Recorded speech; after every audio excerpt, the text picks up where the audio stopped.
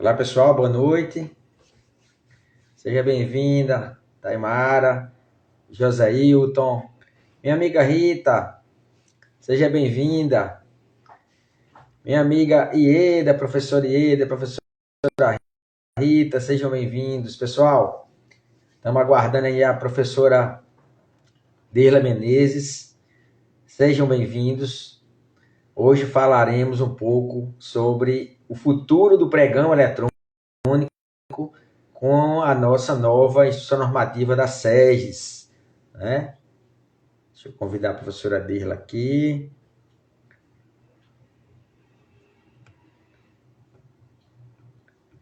Deixa eu convidá-la.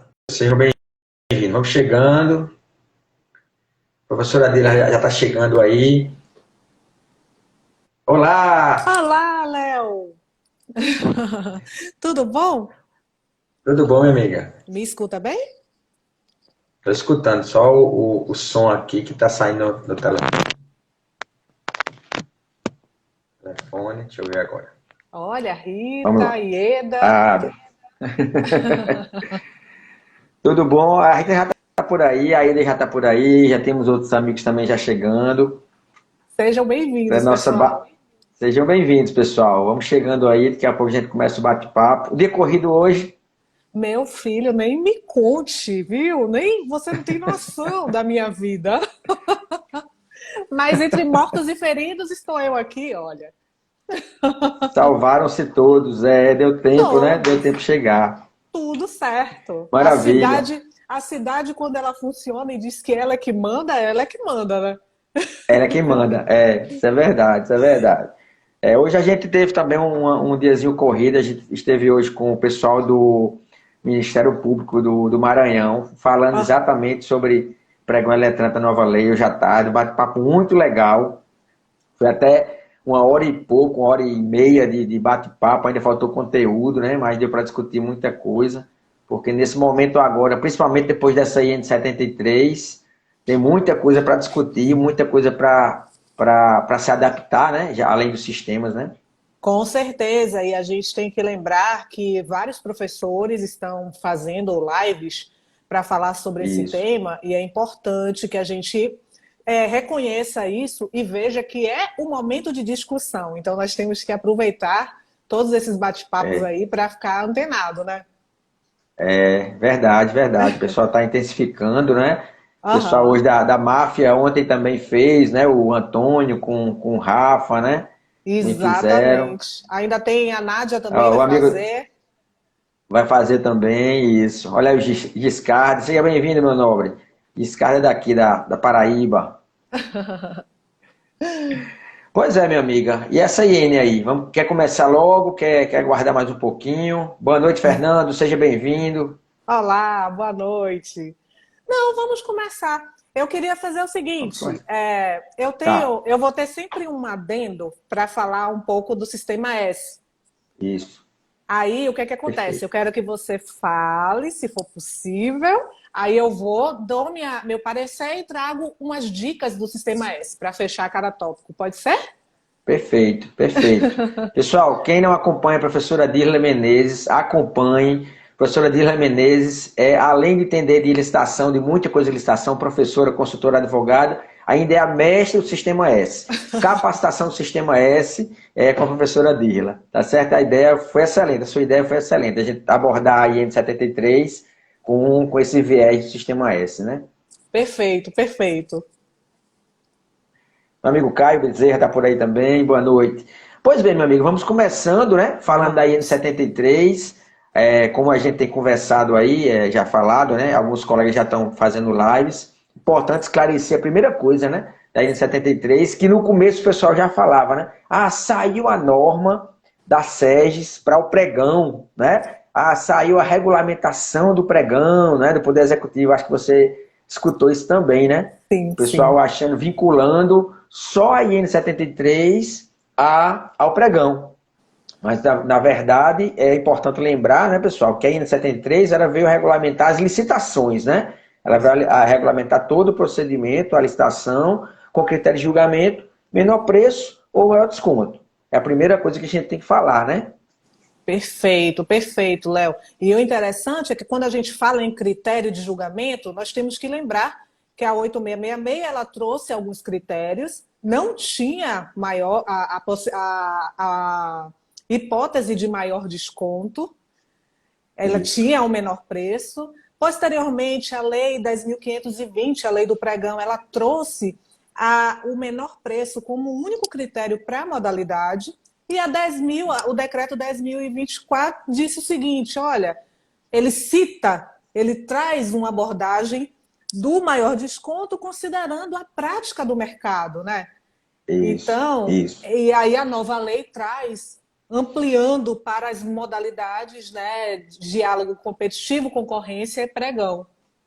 Isso, exatamente. A própria IN 73, né, pessoal? Lembrando que ela mesma fala isso, né? Você aplica para modalidade pregão, poderá aplicar para concorrência, né? Ele traz um poderá aplicar para concorrência, porque não necessariamente concorrência é menor preço e maior desconto. O pregão, obrigatoriamente, o critério de julgamento, pela definição do pregão do artigo 6º, né, é menor preço e maior desconto, por isso que a IN traz claro no pregão, né, obrigatório no pregão, poderá ser na concorrência e poderá ser também na fase de disputa de diálogo competitivo. Né? O diálogo competitivo tem aquela primeira fase inicial da seleção dos projetos, enfim, ali, né, do diálogo, depois a fase de disputa da proposta. Né? Isso aí, então, a IN pode ser aplicada a isso aí também. Né?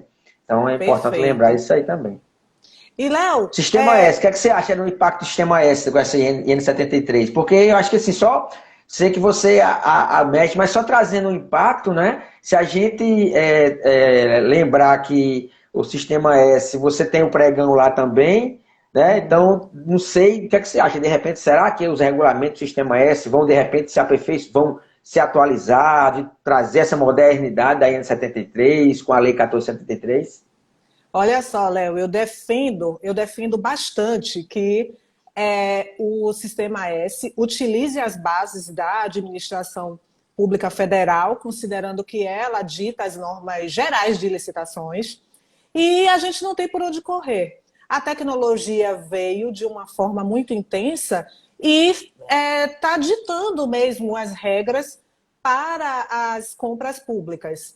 Então, o Sistema S, mesmo sendo uma entidade, né, composta por entidades privadas, né, que tem a personalidade jurídica de direito privado, elas têm sim que adotar boas práticas da administração pública. Eu defendo isso e acredito que essa adaptação tem que também entrar nos decretos, nos decretos não, nos regulamentos próprios. Regulamentos. Isso. Perfeito. O que acontece? Só para deixar claro, o Sistema S ele fica um passo atrás em relação às alterações nas suas normas de licitações, considerando que a licitação realmente ela é um modo de compra público. E ela, por apoiar a administração pública, ela também faz algumas adaptações. Então, ela sempre faz as suas alterações nos regulamentos posterior a novas leis, as novas eras aí das leis públicas, né?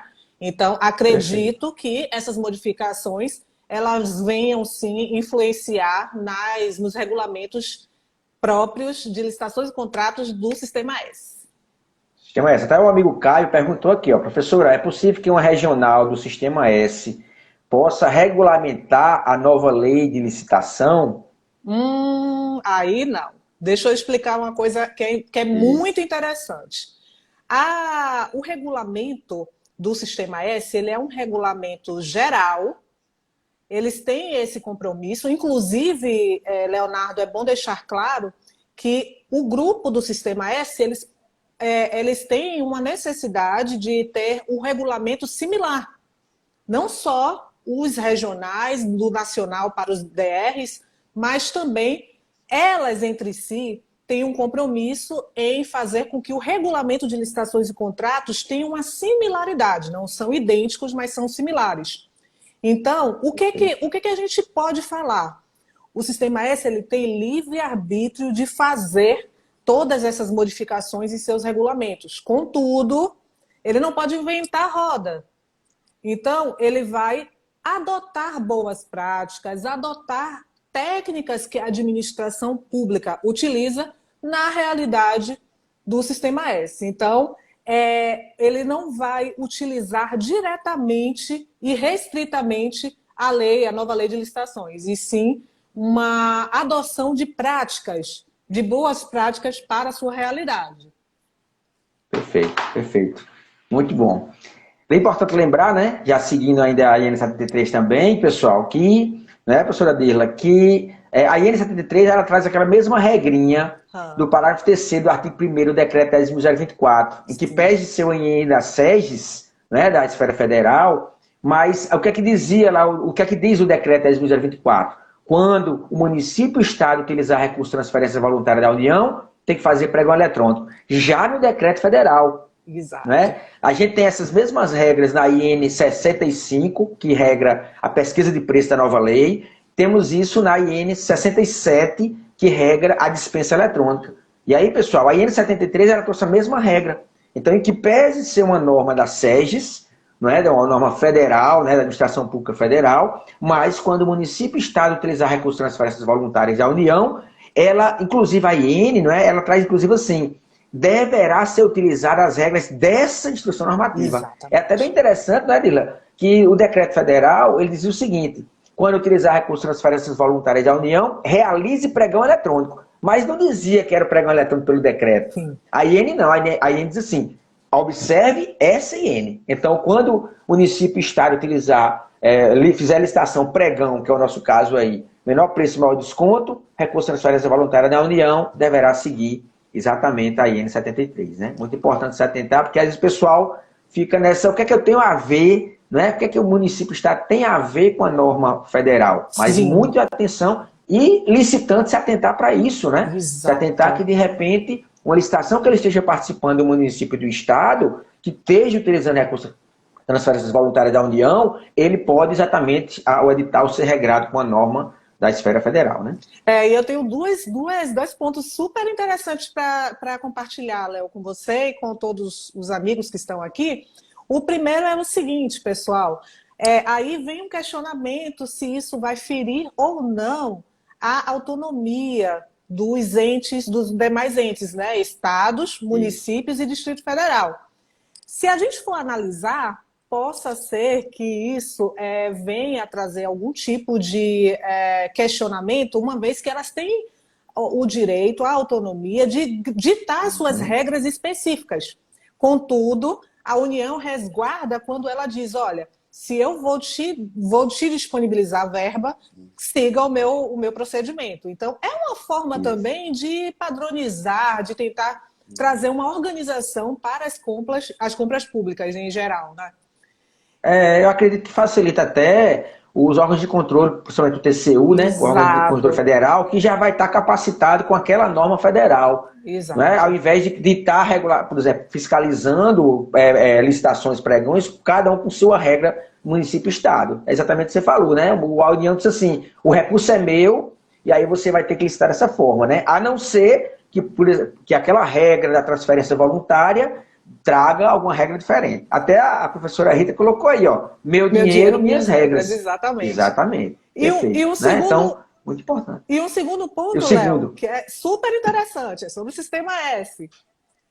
Quando a entidade do Sistema S ela firma um convênio com o ente público, ela tem lá um plano de trabalho, tem um contrato, o termo de convênio, que na verdade tem interesses comuns entre a administração pública e o Sistema S, e geralmente lá diz, olha, meu dinheiro, minhas regras. Lá vai estar dizendo, se você for licitar Sistema S, que seja pelas minhas regras. E aí, olha o Sistema S utilizando leis federais. Perfeito, então, exatamente. Ele já não usa o regulamento de licitações e contratos. Ele vai ter que seguir as leis, considerando que aquela verba é pública. É pública e da União, né? Exatamente. E da União. Federal, né? Da Exatamente. União, né? Então, muito importante, pessoal, se atentar para isso aí. E aí, com esse viés da professora Dirla aí, com relação ao Sistema S. Né? Então, muito importante se atentar para isso aí nos editais.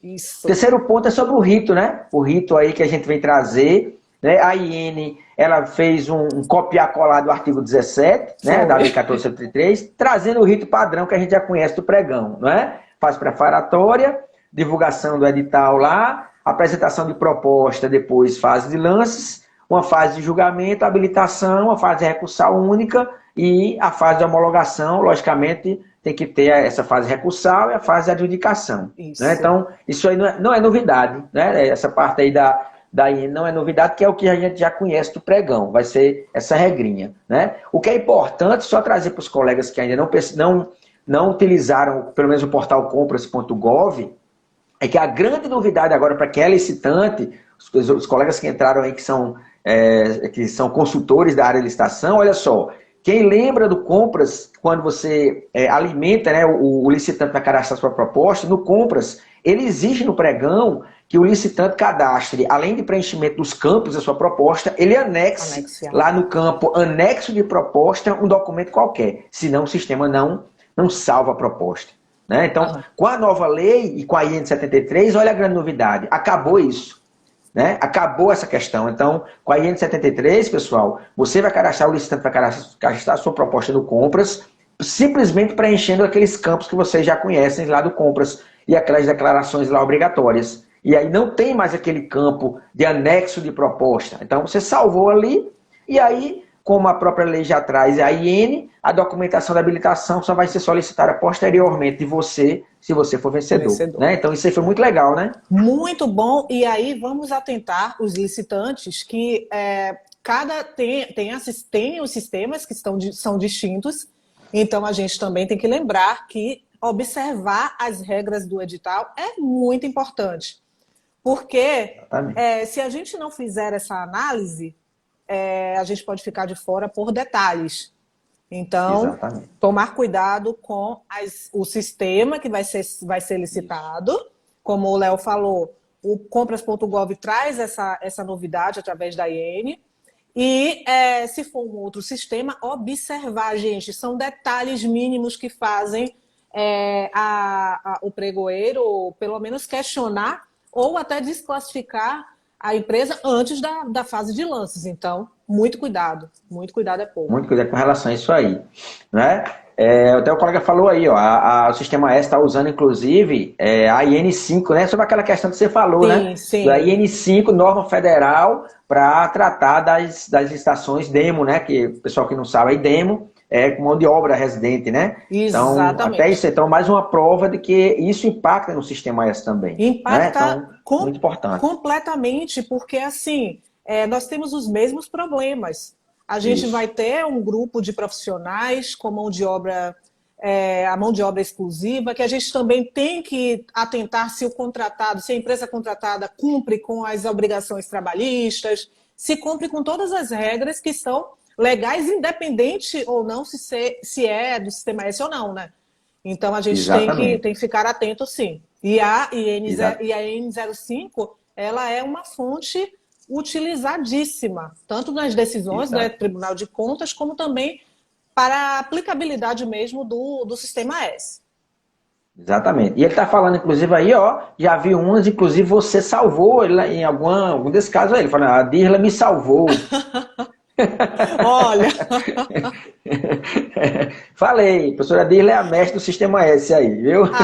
O que for possível a gente vai trocando, a gente faz, né? Com certeza. Na verdade isso aí já acontece, inclusive, a gente nem se apresentou, acabei esquecendo da gente se apresentar, né? Para quem não me conhece, sou pregoeiro do Ministério Público Federal, né? E a gente, como nós somos do Ministério Público Federal, nós não temos obrigação de seguir a instrução normativa das SES, a gente não tem obrigação de seguir as normas das SES. Mas exatamente isso, a nossa auditoria interna entende, inclusive, referente à IN5 2017, que é uma boa prática, uma norma boa prática, e a gente acaba adotando. Na nova lei, o que nós vamos fazer? Nós vamos regulamentar dispensa eletrônica, o critério de julgamento, provavelmente seguindo a própria IN, as normas da SEGES, mas trazendo a regulamentação. Isso é importante, né? É importante lembrar o pessoal que esses regulamentos da SEGES, com exceção daquilo que nós falamos, quando houver transferências voluntárias da União, a esfera, né, o Estado, o município, ele tem que regulamentar. Né? Nem que ele diga o seguinte, no regulamento dele, fica absorvida a norma, a IN 73 Sim. para as dispensas eletrônicas. Sim. Ponto final. Né? Ou então, aquela outra que o pessoal faz, que é o copiar-colar. Né? Faz o copiar-colar, cria sua norma interna, obviamente adequando a sua estrutura, né? E aí você pode utilizar as normas federais, né? Sim. Então, sem problema nenhum. Sim. Né? O que É a muito gente, o importante que a gente orienta é que justamente seja desenhado o processo específico de cada ente e entidades, para que a gente não coloque uma regra que não é possível de ser cumprida, né, Léo? Exatamente. Exatamente. A gente tem agora aí o compliance, a governança, né, prevista na nova lei de licitações, e a gente tem que tomar cuidado para não trazer o descumprimento de regras que são essenciais, né? Exatamente, exatamente. É importante se atentar para isso aí, né? Cada um com sua estrutura e com seu regulamento, Isso. né? Nem sempre o que está na SES, a norma da SES na íntegra, de repente se aplica, né? Exato, exatamente. Olha só, o Giscard até completou aí, ó. Os entes podem recepcionar regulamentos da SES também. Tranquilo, tem na própria lei, né? Sim. A Lei 1473 fala que os outros podem absorver os regulamentos do Poder Executivo Federal, sem problema nenhum, né? É importante colocar isso aí registrado. A gente tem visto que alguns, quem já está utilizando pelo menos a dispensa eletrônica, está fazendo o uso do aviso de dispensa eletrônica, o modelozinho lá da AGU, Sim. né? E aí, no processo, alguns falam que estão absorvendo de forma clara, outros simplesmente já começam a usar. Eu penso que é importante o processo falar, e nesse falar do processo, de repente, é importante o gestor lá falar em 2 linhas que para a dispensa eletrônica, enfim, PPP, está absorvido conforme a Lei 1473. Fica uma questão bem clara, né? Com certeza. Isso se não for dentro de uma norma, né? Com certeza. Seguindo aí nossa pauta, a gente fez uma pauta, pessoal, para a gente não se perder aqui, né? Inclusive, ela veio bem grande, né, Léo, a IN? Foi. A IN foi enorme porque ela trata de toda a licitação, né? Exato. Eu acho que isso, sabe, eu queria até ouvir sua opinião, foi para ratificar a necessidade de cumprimento do processo legal, entendeu? Isso, porque quando a gente falava de licitação, a gente tinha essa fragilidade de cada um construir o seu processo de uma forma. E as normatizações totalmente esparsas. Então, quando a gente traz numa lei a previsão do processo, olha, eu quero que o processo ele cumpra essas etapas e esse passo a passo, e a IN ratifica isso, é para que a gente não esqueça de hipótese nenhuma desses detalhes, né? Isso, exatamente, o formalismo, né? O procedimento numa norma só, exato, né? Exato. Dando um alô, um abraço para a professora Lia, que está por aqui, a professora Ana Priscila também está por aí, sejam bem-vindos, pessoal, satisfação. Exato, grande exatamente beijo. Isso, ele fala, aí é importante que a IN 73, ela fala isso, né? Ela regra a licitação. Quando logo que a IN 73, no primeiro dia, segundo dia, a gente escutou alguns comentários, uma norma muito grande, um regulamento muito grande para falar de modo de critério de julgamento, né? De critério de julgamento, traz até modo de disputa lá dentro. Olha só, não é interessante, não é? Não é exatamente interessante ter essa norma única, falando da fase de planejamento, né, um pouquinho, né, falando do agente de contratação um pouquinho, falando de todas essas regrinhas aí, eu achei bem legal, né? Você agrupa e quando você for elaborar o seu edital, se for com base na IN 73, você já vai estar tudo lá dentro, todo o rito. Interessante, né? Olha, uma outra lembrança. Nós temos que lembrar que o critério de julgamento ele deve ser definido na fase preparatória. Porque a gente tinha uma prática, quando eu digo a gente, me incluindo também, que eu fui pregoeira, que a gente tinha uma prática de fazer uma fase preparatória muito rasa, muito superficial, e isso não era bom para o processo, porque trazia problemas posteriores. Então, isso é para lembrar a importância da fase preparatória, do estudo técnico preliminar, da elaboração de um termo de referência correto e de toda essa organização inicial para daí sim a gente licitar, né, com mais segurança e com mais precisão. Isso, exatamente. Lembrando, né, pessoal, que agora na nova lei, em regra, o artigo 18 lá atrás vai ter que ter ATP, né? Vai ter que ter o estudo técnico preliminar em toda a licitação, né? O que pode ser dispensado na dispensa da contratação direta, né? Pelo artigo 72, né? Mas nem que seja que estou chamando de ETPzinho, né? Porque o artigo 18 lá, né? Artigo 18 para o primeiro lá fala do ETP, e aí você poderá ter um ETPzinho lá, com 5 itens lá do ETP, bem simples, né? Necessidade, valor estimado, quantidade estimada e a definição final da viabilidade, mas importante que tenha, né? Com certeza. E aí, né, que esse tenha, né? E você pode até utilizar os colegas que viram aí recentemente a IN58, que trata do ETP, que ele traz a IN58, inclusive a possibilidade do ETP ser realizado por uma pessoa só, uma coisa que não se falava na IN5, né? A IN5 sempre falava em equipe de planejamento, né? E a IN40 depois veio falar em requisitante com a unidade técnica, mas agora pelo menos, olha só, para aquele órgão que tem equipes, né? Equipes, que é uma pessoa só, né? Você pode fazer um ETP com uma única pessoa, aquele mesmo requisitante, é quem entende da área, ele mesmo faz aquele estudozinho simplificado e segue para aprovação, aprovou, faz o termo de referência. Né? Então é importante só lembrar esse toquezinho da fase de planejamento. E lembrando, né? Que o estudo técnico preliminar busca a análise de uma necessidade para que a gente veja as possíveis soluções e o termo de referência é a descrição do objeto da solução encontrada. Não repetir, né, o texto de um documento no outro. Estou trazendo essa informação que foi muito bem lembrada pela professora Tatiana Camarão, que ela fala o seguinte: não anulem um documento em detrimento do outro. Estudo técnico preliminar é um documento, o termo de referência, projeto básico, outro documento. Então, a gente tem que ficar atento a essas questões. Uma coisa não é outra. A professora Lia já veio aí, ó. Não sei se está na pauta, mas quais são as críticas que vocês fazem? A IN. Professora Lia, a primeira crítica, que já vem da própria lei, né? É que a própria IN repete, não poderia ser diferente. Ednilson, meu amigo, Ednilson acabou de entrar aqui também. O grande Ednilson. Uma das críticas, professora Lia, a primeira que ele não podia fugir à lei, que é o que? A exigência de publicação do edital, além do PNCP, que isso aí não é crítica, mas em jornal de grande circulação local. Né? Um absurdo que eu entendo, a palavra, com o perdão da palavra, mas é essa que eu entendo, um absurdo, exigir a publicação em jornal de grande circulação local.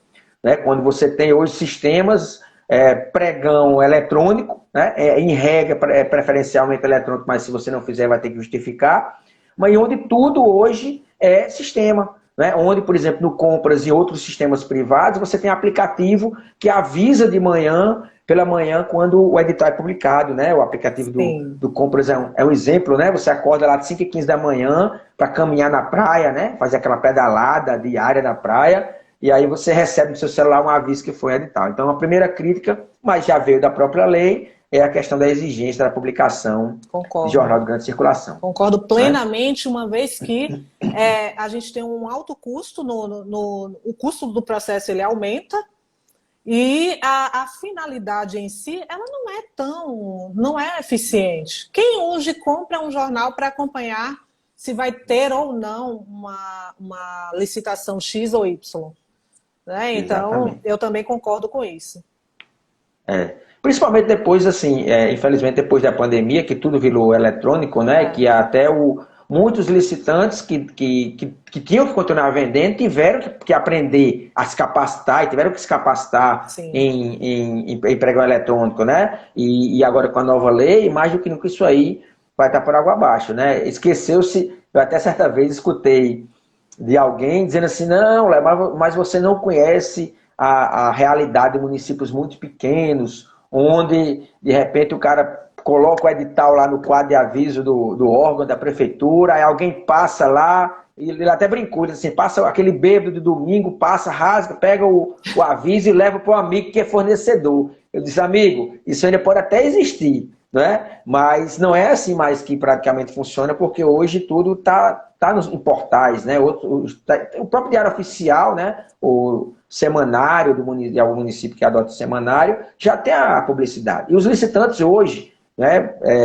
Dile, você que é consultora nessa área, eu acho que tem que fortalecer isso, né? Fortalecer a capacitação em procedimentos eletrônicos. Com Fugir certeza. daquela cultura do convite, aquela cultura do pregão presencial pelas facilidades, né, por ser só da região. Não, até para ampliar os horizontes, né? Acho que a ideia é essa aí, que agora com a lei não tem mais como fugir. Então, Exatamente. a crítica que a gente tem, a primeira é essa. Olha, o Jorge até falou aí, ó, da minha região nem jornal impresso tem. Tem mais. Pois A é. gente não tem mais a cultura do jornal impresso, realmente, quando tem é Isso, muito pouca. E outra coisa, isso, é uma imposição para que se faça a assinatura do jornal, né, eletrônica, e a gente isso, tenha que buscar isso. essa publicação lá. Sabemos que foi um lobby pesado, né? Foi um lobby forte. Pesadíssimo, exato. Então, assim, concordo, Leonardo, quando você diz o seguinte: o licitante tem que acompanhar todo esse processo evolutivo. Nós temos que Isso, parar de trabalhar com as licitações como se fosse um arranjo e se profissionalizar as nossas atividades. É a melhor venda que isso. existe e ponto final. Exatamente. Entendeu? Então a gente Exatamente. tem que, se é a melhor fonte de ganhar dinheiro da minha empresa, conseguir ganhar dinheiro, que a gente faça de forma profissional. Perfeito, perfeito. Exatamente. Quem entrou aí foi nosso amigo Rafa. Rafa tá por aí. O Rafa que é mestre também na área de licitações. O Seja Rafa, bem-vindo, meu amigo. Rafa, esses meus amigos, eu amo tanto que a internet nos fez tão bem, né, Leonardo? Foi. É maravilha, é maravilha. Mais um ponto da Noyene, que também está na nova lei, não é só que a AN agora é bem específica, né? É com relação ao prazo, né? Aos novos prazos de publicação Sim, do pregão, muito importante se atentar para isso. Aquele prazo padrão que nós tínhamos na lei 10.520, né? Mínimo de 8 dias úteis. Agora nós temos dois prazos que tem da na própria própria lei que traz lei. isso aí, né? Uhum. Parabéns, agora pregão, parabéns, no mínimo 8 dias úteis, né? Serviços comuns, serviço como de engenharia, no mínimo 10 dias úteis. Então, o pessoal se atentar para isso aí. O pessoal, os colegas que elaboram, né, edital e tudo mais, é muito importante se atentar. Fase de planejamento, não sei se você concorda, Dila, que Uhum. isso aí tem que vir no termo de referência. A área técnica tem que se atentar sobre os prazos aí, porque Sim, olha só, bens é mais tranquilo, 8 dias úteis, mas serviço de engenharia, olha só, você tem lá um serviço de engenharia licitando por grupo vários cargos, com mão de obra residente, com várias planilhas para ser elaborada, sim, ou um serviço de engenharia como de engenharia, será que 10 dias úteis é suficiente exato. para a turma analisar e tal, né? Então, isso é uma análise que é feita na fase de planejamento. Então, é importante lembrar, né? Isso não é tratado especificamente na N73, mas é importante a gente lembrar disso aí, né? Essa decisão do prazo que traz mínimo é na fase de planejamento, onde você tem que dizer se realmente vai adotar o mínimo ou esticar um pouquinho aquele prazo, né? Exatamente, como você disse, como você bem disse, é um prazo mínimo. A gente tem que pensar se aquele é o suficiente, se não, a gente vai colocar um pouco a mais. Quem pode e quem deve falar isso? A área técnica. A área técnica ela tem a noção de como o serviço acontece. Então, se você é pregoeiro, se você é um agente de contratação, né, se ainda não foi regulamentado, que seja, analise que busque as informações da área técnica, seja ele o engenheiro, seja ele a pessoa que conserta o ar-condicionado, seja ele quem for o serviço, quem tem conhecimento técnico é a área técnica. Então, eu, Leonardo, quando eu era pregoeira, eu sempre era o solicitante, o demandante da compra, era meu melhor amigo, entendeu? Por quê? Isso. Porque eu deixava claro a ele que ele tinha aquele conhecimento, a expertise é dele, então ele precisava transferir para o processo para que o processo desse certo. Porque Exatamente. uma mera pregoeira, vou saber como se para fazer um determinado serviço vai precisar de 10 dias, de 5, de 8. Então, ele teria que estar trazendo isso para o processo mesmo, né? Perfeito, perfeito. Exatamente isso. Então, pessoal, lembrando os prazos, faz o planejamento, analisar isso aí com cuidado, né? Partindo para o lado do licitante agora, né? Cadastrou a proposta. Sim, é importante lembrar, né, pessoal, que a IN 73, outra regra que ela traz que impacta na fase de planejamento, né, Dila, é a questão de que, diferentemente do decreto federal do pregão eletrônico, onde dizia que no modo aberto, obrigatoriamente, você tinha que definir o intervalo mínimo de lances, né? Tem a regrinha do intervalo mínimo de lances, né? E no modo aberto fechado, lá pelo decreto era opcional. Agora, independente do modo aberto, aberto fechado ou fechado e aberto, é obrigatório em todos você definir o intervalo mínimo de lances. Né? Seja percentual, seja monetário. Né? Eu achei bem curioso isso, porque eu acho assim que, de repente, eu não sei se já seria uma crítica, né? Aproveitando o gancho da professora Lia, né? Olha só, no modo aberto, tranquilo. Mas será que haveria necessidade no modo aberto e fechado, no modo fechado e aberto, você definir intervalo mínimo de lances, se já existe uma certa complexidade na regra, né? Um pouco mais complexo? Sim, né? sim. Né? Isso aí vai dar um trabalho para quem? Vai dar um trabalho na fase de planejamento. Sim. Porque, olha só, um pregão de R$1 milhão, a depender do que você coloca lá como intervalo mínimo, aquele pregão pode durar um certo tempo. Né? Pode durar um certo tempo. Né? E é diferente, por exemplo, do pregão de R$100 mil.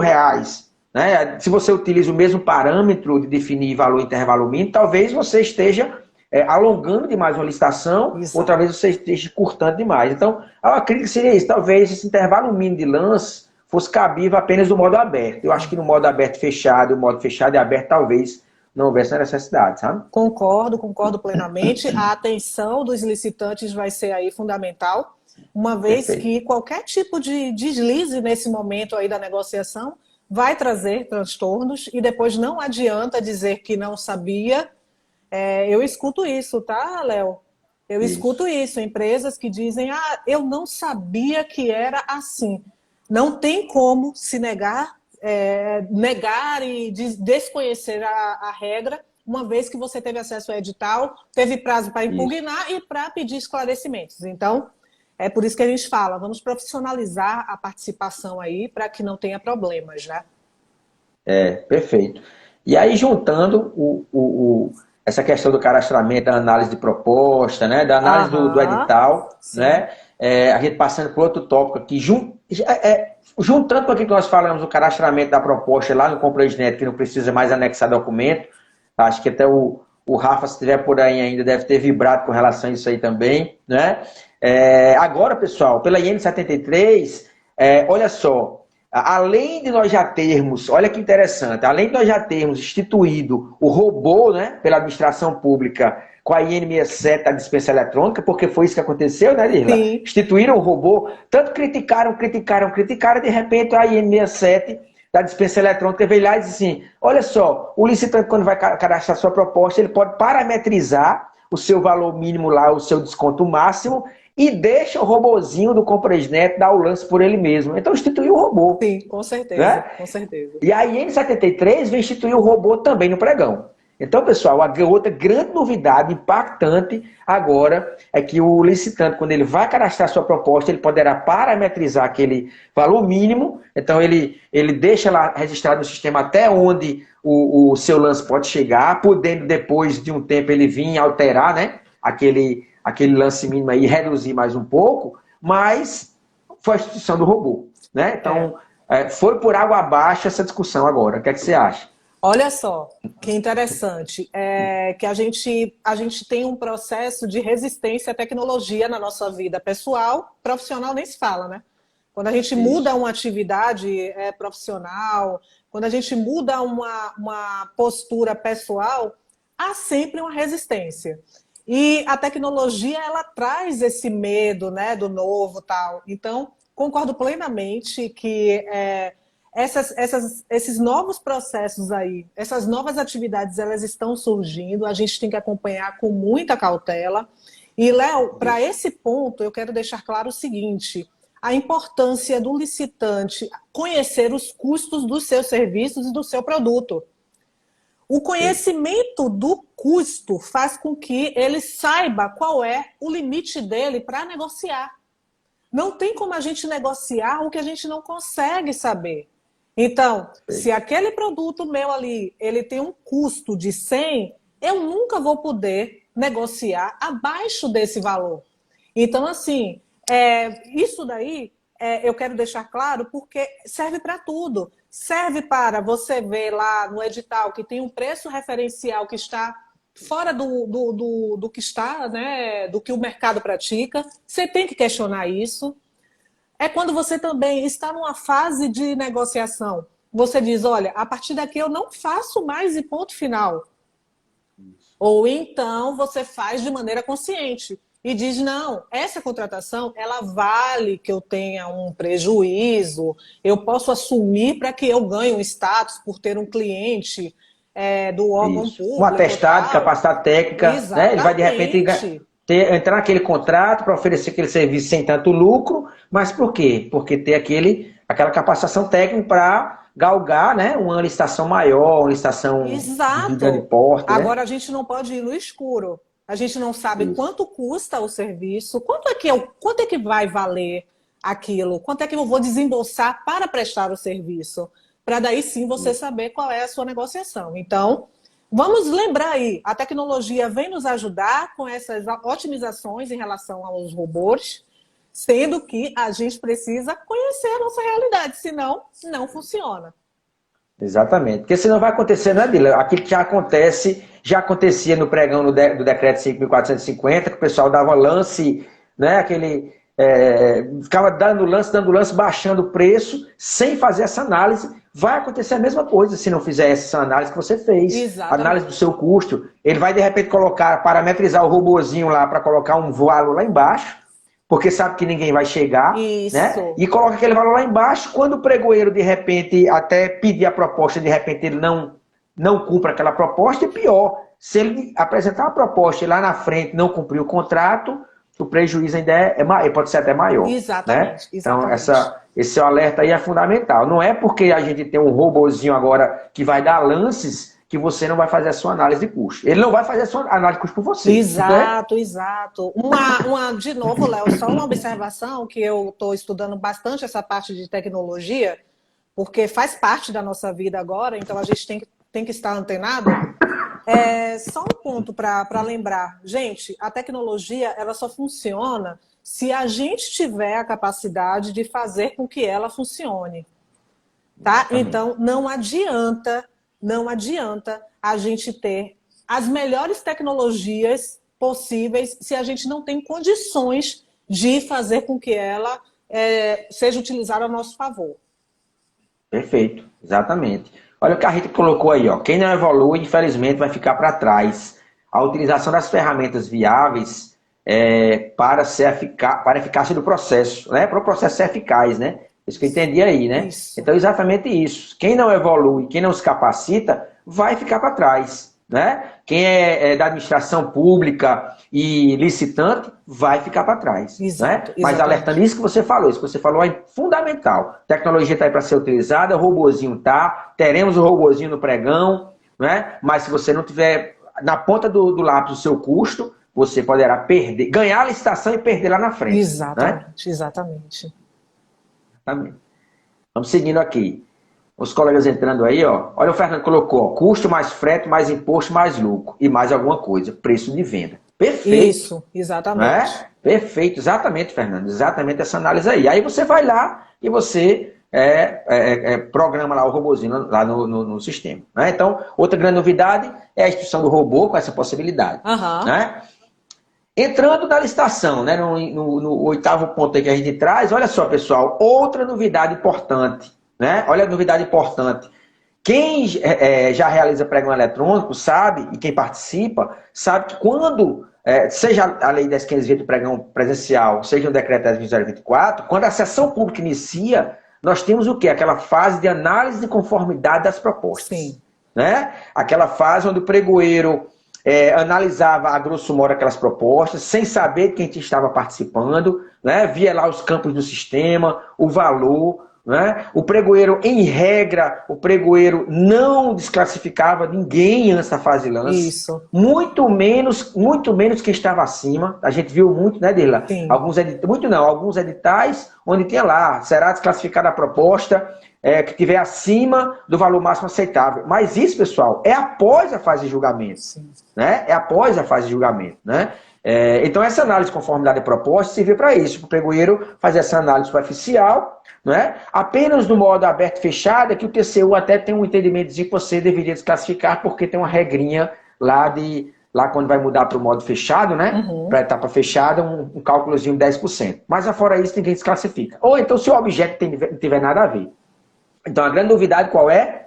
Agora, pessoal, no novo pregão, aliás, no novo pregão, né? Pela IN 73, é o pregão. Pela IN 73, não tem mais essa análise prévia.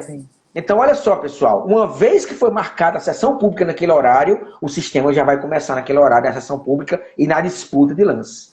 Né? De acordo com o modo de disputa, aberto, aberto, fechado, ou fechado e aberto, agora nós não teremos mais aquela análise prévia do pregoeiro. Isso. Então, não sei se a professora Lia estiver por aí ainda, não sei se ela acha que de repente se foi uma crítica com relação a isso aí, se teria uma crítica do pregoeiro não ter essa análise prévia para permitir o pessoal entrar na fase de lance. Agora não temos mais isso, agora já entra na fase de lance. Isso. Né? O pregoeiro pode agora excluir a proposta durante a fase de lance. É uma novidade que nós não tínhamos, né? Olha que interessante isso, a questão da responsabilidade do licitante, isso, de entrar num certame que ele realmente já vai começar e pode ser vencedor, e tirou aquela dúvida, né, do pregoeiro de desclassifica ou não antes da licitação.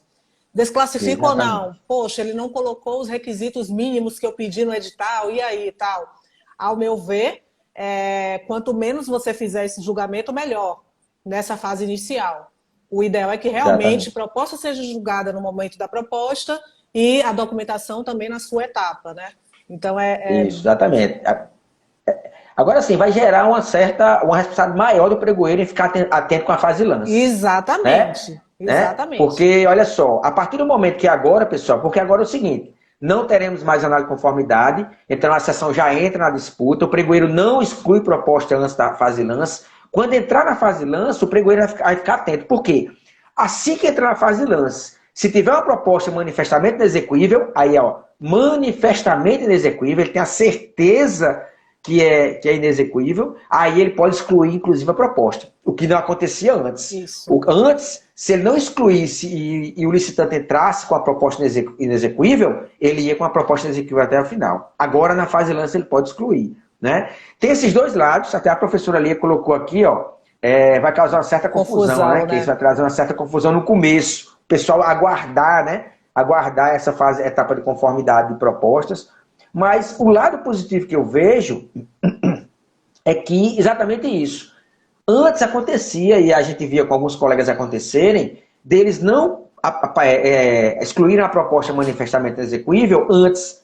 Entrou na fase de lance, já era. Sim. Agora não. Agora ele deixa entrar na fase de lance e ele vai ter aquele tempo para analisar se ele excluir ou não aquela proposta. Né? Excluiu a proposta, então o sistema automaticamente ele já readequa aqueles lances lá, né? Mas eu concordo contigo que agora a ideia, a conformidade joga para frente, deixa a turma brigar na fase de lances e quem ganhar lá na frente você vai trazer essa etapa de julgamento, com esse benefício de você poder excluir a proposta dentro da fase de lance. Mas, pessoal, se for manifestamente inexequível, muito cuidado com relação a isso aí. E a gente tem que lembrar das finalidades, né, dos objetivos que a licitação tem dentro da 1433, que antes a gente tinha o objetivo de buscar a proposta mais vantajosa. Hoje a gente precisa buscar uma proposta que garanta resultados mais vantajosos. Né?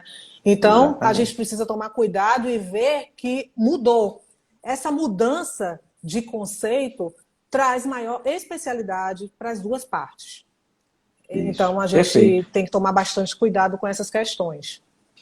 Perfeito. O Cortez até colocou aqui, a indispensa eletrônica aconteceu comigo. Errei o lance, foi excluído e ganhei ao final muito. Olha aí. Tá vendo? Então foi um exemplo exatamente que houve o erro do licitante, de repente errou, né, na hora de digitar lá, e aí ele excluiu. Né? Outra novidade, já pegando o gancho, né, Dirla? E aí pegando o gancho, pessoal, olha a novidade. Além do pregoeiro poder agora excluir a proposta na fase de lance, o licitante também. Sim, olha só. Né? Isso era inimaginável, né? Nunca se imaginava no pregão eletrônico o licitante excluir o seu próprio lance. E o que acontecia com isso? Acontecia aquela velha ligação telefônica, ou então no chat, ligava né? ou mandava o e-mail, né? Dizia, olha, exclui meu lance aí e tal, aquela confusão toda para os pregoeiros que atendiam. Eu confesso que não atendo telefone na fase de lance, não atendo. Eu trabalho com um colega, eu digo, amigo, olha, fase de lance começou agora. Quem ligar para mim, esquece. Não atendo. Tchau, não atendo. Né? Mas agora, olha só, o licitante, pessoal, terá uma chance. Agora, muita atenção, é uma só. Certo? Então, uma chance dentro daquele item que está participando para ele excluir. Então, a partir do momento que ele tem esse poder, né, Dirla, eu achei muito legal. Porque, de repente, ele já erra, já não depende do pregoeiro, ele já vai lá, exclui e ele fica atento. Ele diz, olha só, não posso mais errar. Agora, se errar a segunda vez, aí...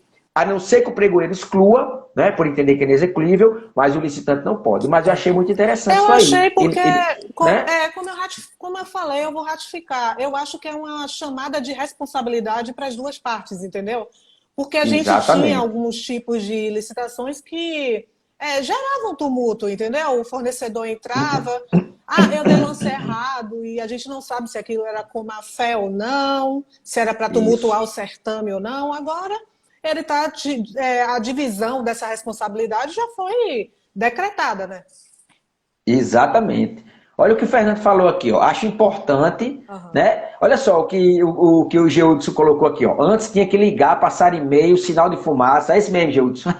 É isso mesmo. Tem que fazer isso mesmo, né?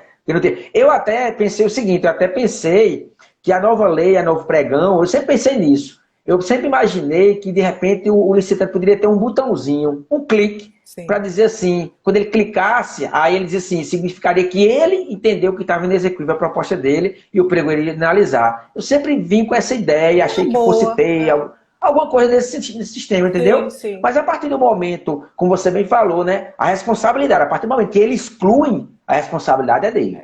Né? Ele excluiu, ele foi quem excluiu. Né? O Fernando falou aqui, ó, acho importante essa parte de exclusão dentro da etapa de lance. Mas será que não pode dar margem a beneficiar outrem? Né? Mas olha só, Fernando, a gente tem que lembrar que na fase de lances, em regra, ninguém sabe quem é quem. E é uma fase de negociação mesmo, é a briga do preço, de fato, em si. Né? E assim, você não sabe quem é quem. Você não aparece lá, proposta 1, 2, 3. Você não sabe quem é aquele licitante que está ao invés lá. A não ser que aconteça isso que o Geudson falou, né? O cara liga e o cara vai se identificar. Aí, a partir daquele momento, é por isso que eu nunca atendi telefone. Porque a partir do momento que você atende o telefone na fase de lance, perdeu o sigilo.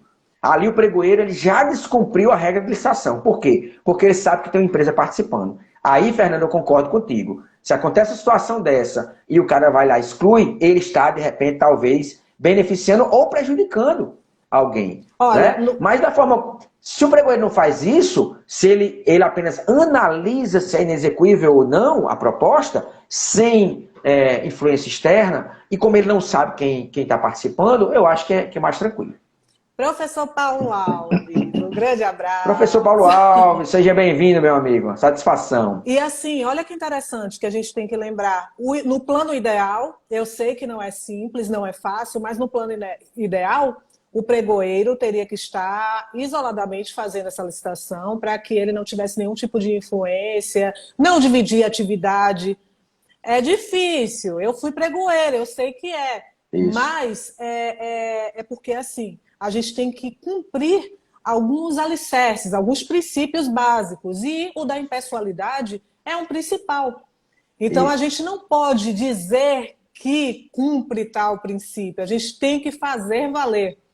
Então, atender telefone na hora do pregão não tem condição. Chega alguém, já chegou comigo lá na porta.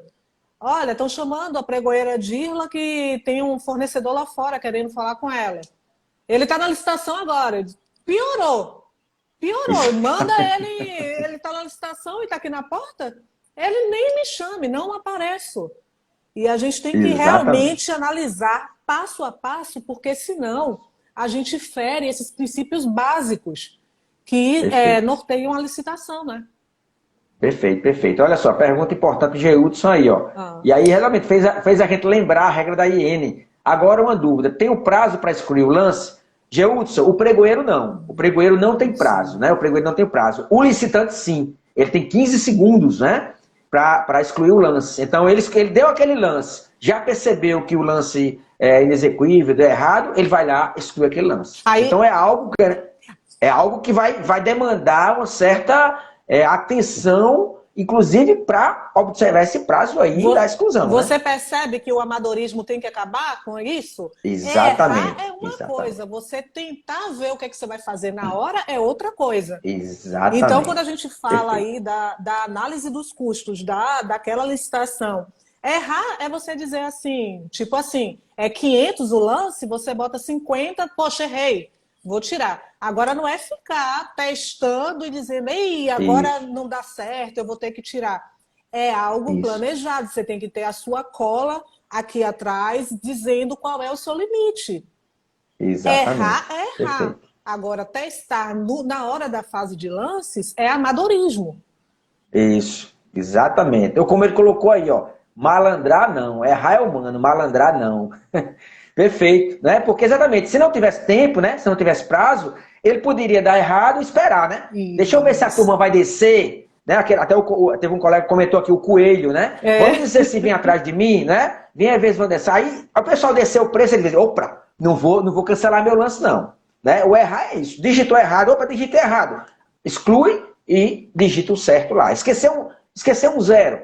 Aí ele dá um lance 100 mil, esqueceu um zero, deu um lance 10 mil. Automaticamente ele já vai saber que ele errou. Né? Apagou o lance, voltou para a disputa. Então, é essa atenção que tem que ter. Mas é outra novidade, pessoal, que nós não tínhamos em pregão eletrônico.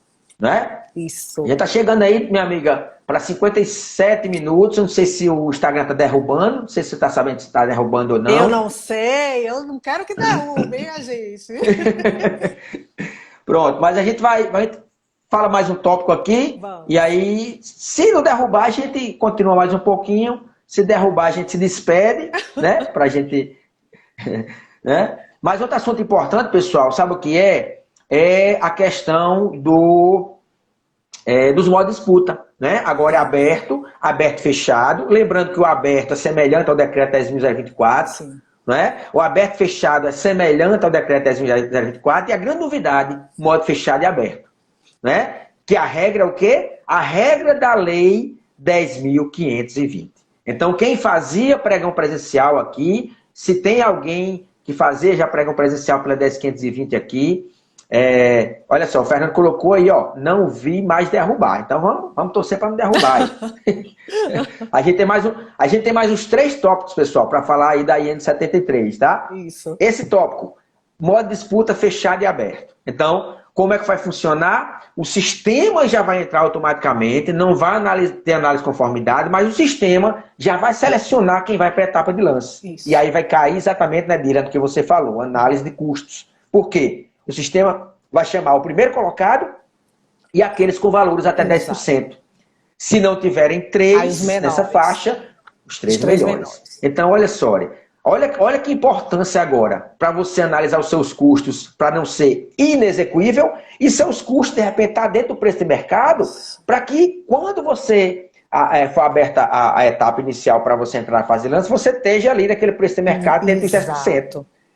Porque agora é diferente do que aconteceu no pregão anterior, que ninguém desclassificava quem estava acima, quem não entrava na fase de lance, quem estava acima. Agora o próprio sistema já não vai permitir entrar na fase de lance quem não tiver dentro de 10%. Então, muito importante isso aí, né? Muito, muito importante, sim. E lembrar que, em relação ao Sistema S, você analisa o edital, porque a regra pode estar prevista em algum procedimento interno, não no regulamento de licitações do Sistema S. O regulamento de licitações do Sistema S, ele é mais resumido, é mais principiológico, e os procedimentos internos trazem as regras e os editais. Então, analisa qual é essa forma de disputa e se prepara para ela. Exatamente. Olha a pergunta aqui do Geudson. No modo aberto fechado, quando chegar o modo fechado, cabe a regra para excluir o lance em 15 segundos? Geudson, eu acredito que não. Eu acredito que não, sabe? Vamos ver aqui. Aí a pergunta está interessante. Eu não vi isso aqui. Eu já vou olhar na IN aqui, ó. Vamos ver aqui. Uhum. Vamos ver aqui, 15. Olha só, o licitante poderá uma única vez excluir seu último lance,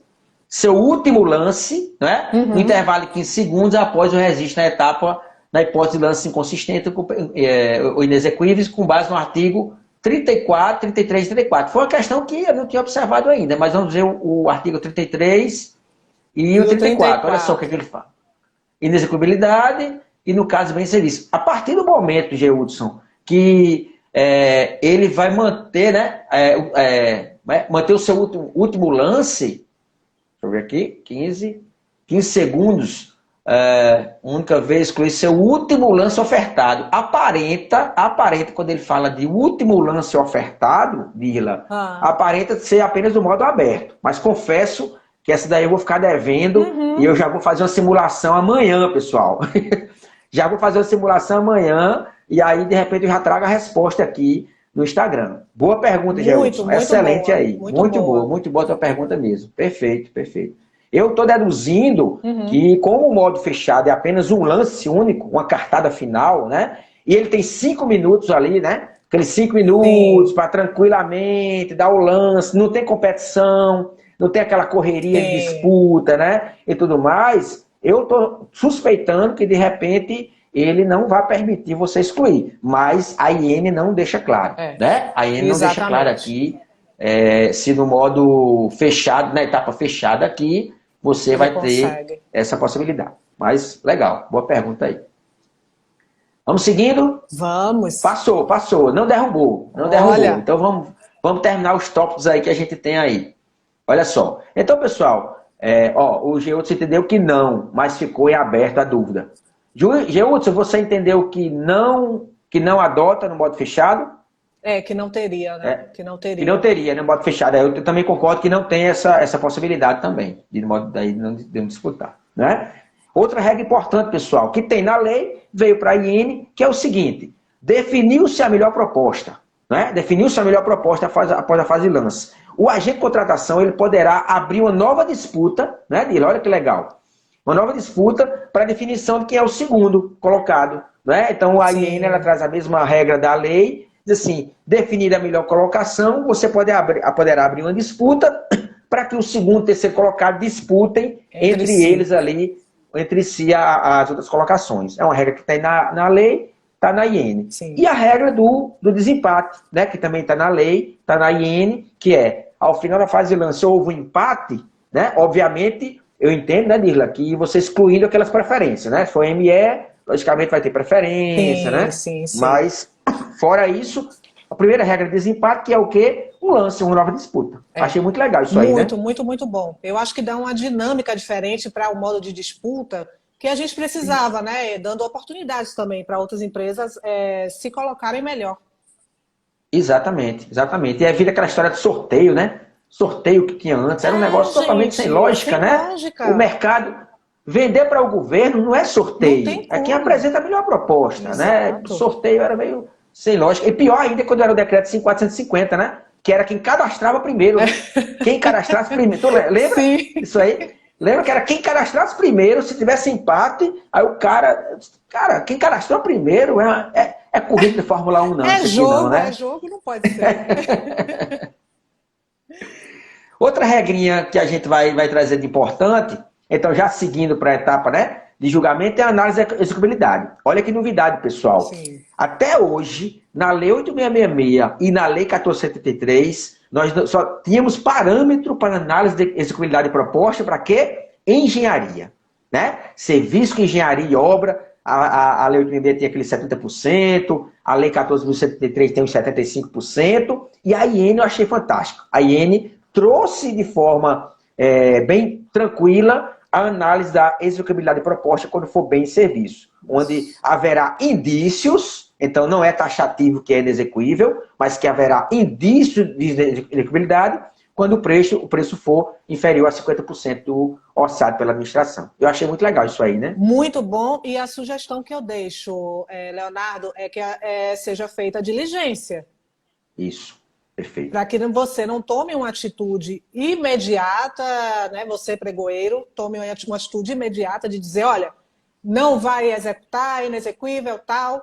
Então, faz uma diligência e diz, olha, me comprova a execuibilidade da sua proposta para que aí eu consiga prosseguir. Por quê? Porque, assim, como a gente falou, a empresa ela pode assumir o risco de um negócio. Isso faz parte do mundo dos negócios. Então, ela comprove isso. Comprove que ela pode e que ela quer manter aquela contratação, que não vai ter nenhum tipo de risco para a administração. Então, mais uma vez, ratifico a importância da responsabilidade do fornecedor ao trabalhar nas licitações de forma geral. Exatamente. E a responsabilidade da administração pública, né? Sim. Porque a partir do momento que a norma diz assim, há indício de inexequibilidade com base no preço orçado pela administração, mais do que nunca, a seriedade na pesquisa de preço, na pesquisa do mercado, na definição do objeto, os parâmetros que você utiliza para pesquisar, né, as fontes e a metodologia de cálculo vai ser fundamental. Com certeza. Porque, olha só, se você tem um erro numa pesquisa e, de repente, em virtude disso, vai levar a uma proposta que é inexequível a ter indícios de inexequibilidade, né, você trouxe um prejuízo enorme para a licitação. Não só para, enfim, de desclassificar aquela proposta que vai ser a melhor, mas vai ser para a administração que estará perdendo uma melhor proposta. Com certeza. É fundamental isso aí. Com certeza, né? Perfeito. Fase de planejamento eficiente e a fase, principalmente, de pesquisa e de preço para definição exatamente do preço orçado pela administração. Então, mas eu achei muito, muito legal, né? Porque aí já traz o norte, porque, né, acontecia isso muito, né? O pessoal usava nos editais de bens e serviços, que não era engenharia, a regra da Lei 8.666 de 70%. Só que não era, aquilo ali era para serviço de engenharia. E nós tínhamos, inclusive, acordo em TCU que dizia isso, ó, aquilo ali é para serviço de engenharia, pessoal. Não é para bens, não. Uhum. Então, achei muito legal isso aí. Muito bom. Muito bom. E a gente chega no final, pessoal, aí temos a fase de habilitação que foi bem tranquila, temos a fase, outra novidade, que é a questão da intenção de recurso. Intenção de recurso, né? Exato. Que a gente já tem na Lei 1473, assim, de forma, agora com a IN mais clara, que teremos 2 momentos de intenção de recurso, um após o julgamento da proposta, outra após a habilitação, né? Mas com a fase recursal única. Então, a análise as razões serão apresentadas lá na frente, as contra-razões também lá na frente, e o julgamento. Eu achei isso muito legal. Eu vi alguns colegas comentando, porque a IN ela traz um prazo mínimo de 10 minutos para a intenção de recurso. O que é que você acha? Eu acho que é um tempo um pouco complicado, porque em 10 minutos, você fazer uma análise geral de tudo que aconteceu no certame, eu acho um pouco um tempo escasso, entendeu? Mesmo que você não tenha que trazer as motivações, as justificativas. Isso. Mas bem lembrado, que agora não pede mais, né, a motivação. Não né? pede mais, mas também bem fazer lembrado. Por fazer não cabe. Então, para a análise em si, eu acho um pouco curto, um tempo curto. Entendeu? Porque a gente tem que parar para analisar que nós temos ali vários licitantes, várias documentações, várias propostas. Então, é uma análise multidisciplinar.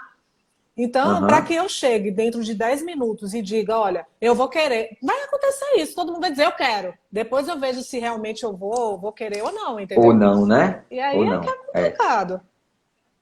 Eu tenho um lado que é o seguinte, eu sempre falo o seguinte, eu digo assim, pessoal, enquanto o pregoeiro está analisando, e aí, logicamente, como eu não atuo nessa parte do licitante, né? Eu não tenho a vivência do dia a dia, né? É uma visão que eu tenho mais do lado de cá, pelo que nós pregoeiros fazemos, né?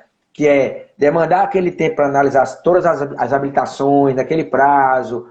Já sabemos que nós fazemos isso, né? Quando nós damos aqueles 2 horas de prazo para eles anexarem planilha, folder, a gente já vai analisar a habilitação. Sim. Não é? Sim. Daquela licitante, a gente questiona assim, mas por que o licitante não faz a mesma coisa? Né? Por que nesse prazo aí que o pregoeiro está analisando, ele não faz a mesma coisa de analisar as habilitações? Mas eu sei que é uma visão que não aparenta ser simplista. Né? Eu sei que muitas vezes os licitantes estão participando de 3, 4, 5 licitações no mesmo dia. Né? Então a gente tem que ver esse outro lado. Mas outra coisa que eu vejo também, sabe o que? É a mesma questão do prazo de publicação. O prazo de publicação diz assim, prazo mínimo, 8 dias úteis, parabéns. Serviço civil como de engenharia, mínimo 10 dias úteis. A IN, ela disse mínimo de 10 minutos, não inferior, aliás, não inferior a 10 minutos. Né? Isso não impede que você continue utilizando aquele prazo que o TCU orienta, 30 minutos. Sim. Né? Então, eu acho que talvez esse mínimo de 10 minutos seja para permitir uma licitação, por exemplo, de um item. Uma licitação de um item, um serviço de pintura, que é uma coisa bem simples. Aí, ao invés de a gente esperar aquela meia hora, o Compresidente, por exemplo, só permitia você ter no mínimo 30 minutos, né? O TCU, o Compresidente era 20 minutos, TCU meia hora. Mas foi uma coisa bem simples, um objeto simples, material, reduzir. Coisa simples. Você pode reduzir, né? Você vai ter lá 15 minutos, 20 minutos. Né? Então eu acho assim, eu acho que tem esse lado dessa crítica dos 10 minutos, porque aí ele fala mínimo, não inferior a 10. Não impede que dentro da razoabilidade eu estou fazendo aquele serviço, olha só, aquele exemplo que eu citei logo no começo da live, serviço com mão de obra residente, onde tem planilhas, onde tem atestado de capacidade técnica, tem lá, sei lá, 20 postos que você está licitando ao mesmo tempo. Não tem lógica nenhuma você dar 10 minutos para o cara. A gente vai ampliar esse tempo. Então eu acho que é mais dentro da razoabilidade, sabe? Eu acho que da razoabilidade. Gostei, entendi. Né? Eu acho que a IN ela trouxe a possibilidade dos 10 minutos para coisa mais simples, mas algo mais complexo, que o edital traga uma regra dentro da razoabilidade. Meia hora, uma hora, entendeu? Então eu acho que é mais nesse sentido aí, tá? Sim. Vê que a professora Lia colocou aqui, ó, prazo curtíssimo para dizer intenção. O Geudes colocou, ó, com o regulamento atual dá para fazer, porque já se prepara o dossiê de todos os licitantes, que será a documentação para vencedor, será muito curto, né? A professora colocou exatamente, deixa eu ver de intenção, perfeito. Né? Então, só lembrar o seguinte, né, pessoal, que também a intenção de recurso, tem essa questão de você apresentar a intenção de recurso e depois você não apresentar as razões do prazo legal, se for constatado que for recurso meramente protelatório, de repente há entendimentos aí que você pode arcar com as consequências. Exatamente. Né? Então, assim, eu vejo que exatamente, Deus colocou, atenção aos pregoeiros, olhai por nós, 10 minutos, não, por favor. Eu acho que é isso, sabe? 10 minutos é um mínimo para uma coisa muito simples, né? Muito tranquila, que você já vem analisando, não tem muita disputa. Isso, né? Mas eu achei bem interessante isso aí. Tá? E a outra, para a gente fechando, né, pessoal? Para a gente encerrando aí, já estamos com 1h12. Para a gente matando a IN, eu sei que a IN, né, é enorme, né? E se fosse esmiuçar cada detalhe, caberia uma outra live. De repente, se o pessoal quiser, a gente faz até uma 2.0 aqui. Né? Com certeza. A gente marca uma outra live, faz uma 2.0 para tratar outros assuntos da IN, e de repente a gente já tem até uma outra norma aí, agente de contratação, né? Vamos ver aí, vamos ver pela frente. Mas o último tópico, pessoal, é a questão exatamente dos prazos e razões. De razão e contra-razão. Não sei se os colegas já perceberam aqui que a própria lei, ela traz uma regra diferente da lei 10.520, do decreto federal. Né? A lei 10.520, o decreto, trazia lá o prazo para razão e contra-razão. 3 dias, né, para as razões, 3 dias para as contra-razões, contado após o encerramento do prazo das razões. Exato. Né? Olha só, pessoal, a nova lei, e a IN, e o próprio FENIL já confirmou isso aí. Aí o texto da IN, que é o texto da lei, diz assim, ó, 3 dias para as razões, 3 dias para as contra-razões, contado de quê? Da divulgação da interposição de recurso ou da notificação, né, pessoal, né, a intimação pessoal ou divulgação. Então, olha só, muita atenção. Talvez, provavelmente, talvez não, o próprio FENIL confirmou isso aí, que a regra é abrir o prazo 3 dias para as razões. De repente, se o licitante apresentou as razões no primeiro dia, eu estou entendendo que o prazo para as contra-razões já vai começar a correr. Se encerrou, né? Naquele caso ali, exatamente. Eu penso que era essa lógica agora. Tem 3 dias, ele cadastrou por recurso no primeiro dia, já começa a correr os 3 dias das contra-razões. Exatamente. E aí, porque começa a conter E aí, atenção, né? Exatamente, para que a gente não perca aí o prazo. Exatamente. Por quê, pessoal? O costume que nós temos é aguardar os 3 dias e depois ter as contra-razões. Então, muita atenção com relação a isso aí. Logicamente, a gente vai ver com o decorrer da aplicação o sistema, mas eu estou pensando nessa linha aí. Estou pensando que vai correr nesse sentido, o pessoal vai ter muita atenção. Sabe por quê? Porque aquele licitante que não estiver devidamente capacitado, né? Da IN de 73, na nova lei 1473, ele vai fazer o quê? Começou a contar o prazo de razão dia 1º, aí vamos dizer, 1, 2, 3. Ele só vai ficar contando que ele vai ter contra-razão dia 4. Exatamente. Mas não, ele vai ter que ficar atento. Eu espero, Dirla, assim, como a gente está vendo os sistemas facilitando a vida dos licitantes também. Que tem uma contagem regressiva aí, né? Que tem uma contagem regressiva e que tem, de repente, um aviso. Eu acho que, de repente, o sistema... Sabe o que, é que o comprojeto poderia fazer? Quando cadastrou o recurso, manda um e-mail para os licitantes que estavam na sessão daquele item. O licitante...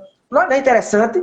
Eu vou até depois, se eu tiver a oportunidade de ir numa live com o Fenira, eu vou comentar isso aí. Cara, faz o seguinte, configura o sistema para quando cadastrou a razão, já encaminha um e-mail, diz, olha, razão cadastrada. Da mesma forma que acontece hoje no Compresidente, no sistema de registro de preço, quando há a homologação da licitação pelo registro de preço, que ele manda aquele e-mail dizendo assim, está aberto o prazo para entrar como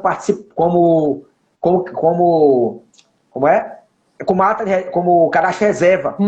Não tem isso, né? Sim, o Comprejeto ele dispara um aviso, um e-mail para os licitantes, dizendo assim, olha, está aberto para manifestação com relação ao cadastro reserva. O Comprejeto poderia fazer isso aí. Porque né?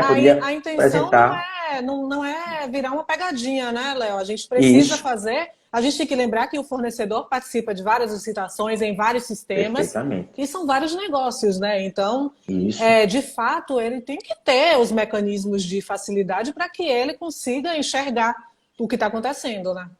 Exatamente, é direito, né? Assim, proporcionar a ele, de forma clara e transparente, o direito que ele tem de contrarrazoar. Exatamente. Não é? Exatamente. E não deixar na sorte, né? O Geudson até colocou aí, ó, poderia usar muito mais o alerta da tela quando abre o site do Compresidente com login e senha. Pode ser também. Mas olha só, imagina, Geudson, que de repente você passa uma semana sem participar de licitação no Compresidente.